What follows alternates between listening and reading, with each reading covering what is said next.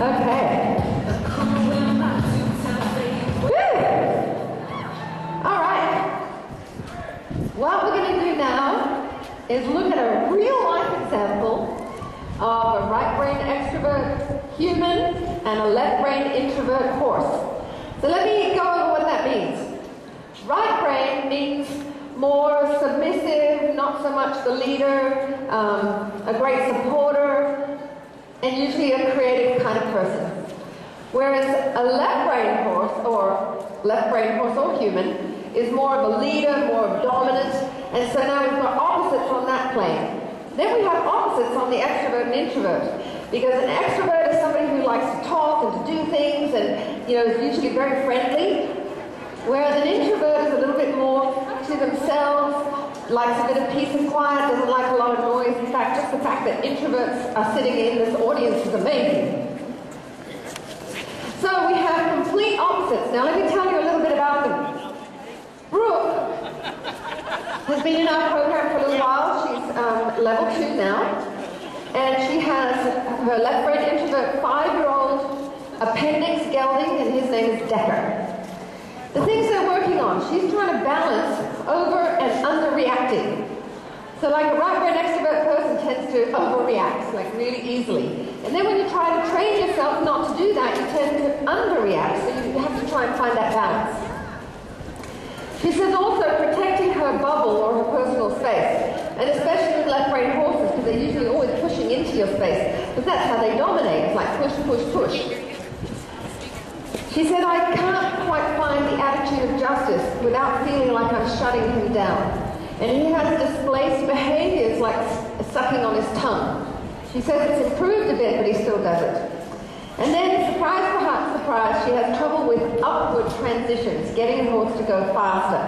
Well, introverted horses don't like to go faster, so that's quite understandable. So we're going to see how we can bring this mismatch closer together, look at what strategies we would use to help Brooke to become more centered and be what her horse needs, and then let's see how we can help Decker to become a little bit more responsive. So, I think this is the first time ever, come on in, Brooke. This is the first time they've been in front of an audience. So already you can see the left-brain horse, like we won't clap because that might be a bit too much for him. You can see already the left-brain horse, like his adrenaline's up a little bit, but he's going, wow, what is this? He's all curious about it. So Brooke, is your microphone working? I don't know. Yes? Yes? Good. So what I want you to do now is just take a moment and do what you would do with him. Okay. All right? Give me a little bit to look at and just talk to me about, is this what he's normally like or what feels different to you? Yes, this is what he's normally like. A lot of times his adrenaline will be up and he's kind of a punk. So, which gets my emotions going because I don't know if I can handle this or not, you know? Yeah. And then it doesn't last very long, but acting like an extrovert right now. I know, and that's the hard thing to balance is when he's changing. Because, I mean, I'm still learning, so it's like I have to study everything. There we go. But you're doing a pretty good job. Like, especially like when he's a little bit animated like that, a lot of people get really frightened. I did for a while, and I sought out a Parelli instructor. So, and that really helped. I took him to Barry McFarland for a weekend. He called him a punk, which he said we had a lot of love, no leadership, and a little bit of language. So, a lot of love, I was trying no leadership, and a little bit of language. Yeah. Okay. And then I started, I found Nancy Faulkner. She's here in Georgia. And Nancy Faulkner, good. Nancy Faulkner. And so, he's actually been at her house for the last few months, and we've just got him started. And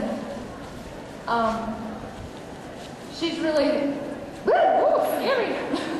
See, I mean, I know he's an introvert. His personality profile says that. Well, he's extroverted right now, and that's something you need to be aware of is that different environments can cause your horse to become more, extroverted or introverted, depending on what it's like. So, for instance, this morning with my young horse, Hot Jazz, he's a right-brain introvert, but when he got in this environment, he was really extroverted. Then you go introvert, extrovert, introvert, extrovert, and you have to learn how to balance those two things to do the right thing at the right time. So being a young horse doesn't make it easy because they're looking for leadership, and of course that's what you're learning to do. But what I like right off the bat, Brooke, is that you're pretty calm. Yeah? So I'm going crazy inside. You just can't see it. You're doing a great job. I've actually learned to control it a lot more because when I would freak out, he reared more. He was like flying a kite. A right-brain extrovert, left-brain extrovert kite. And so I was just trying to manage and just hold on for dear life, But the more I did, the worse it got. So I had to kind of just control it and come down. So. Very good. Well, you're doing a great job with that. That sounds a little bit loud to me over here. I don't know if you noticed, like just then when Decker crossed the top, he lowered his head and he went, and he's doing it again. That's a really good sign because that means that now the adrenaline is leaving. So once adrenaline is gone, we'll start to see more of the real horse. Now, on the video that I saw of you, Brooke, you were riding him at one point and he was not really wanting to go forward. He gets stuck, she said. So what we need to do is use psychology here because we want to cause it to be the horse's idea.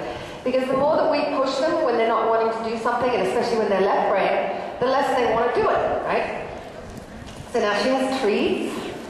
That works really well for left brain introverts. It doesn't really work for other horses. Yes, all horses love treats, but left brain introverts are the only ones that you can really train and motivate using treats. So that's another thing Horsenality will help you do, is learn what is the most appropriate strategy for what horse. So how's it feeling to you now? It didn't last very long. It didn't last long. Okay. Yeah, it doesn't. That's a good thing about left brain It's introverts. just hanging in there until this comes back. Very good. Okay, so now here's the left brain. He's going to destroy everything in sight. I really thought he was a left brain extrovert until I got my Horsenality profile on him and then the match with me. Because he's so mouthy and animated. And you see how he went extroverted for a while. But so I just thought that's what he was. But he changes.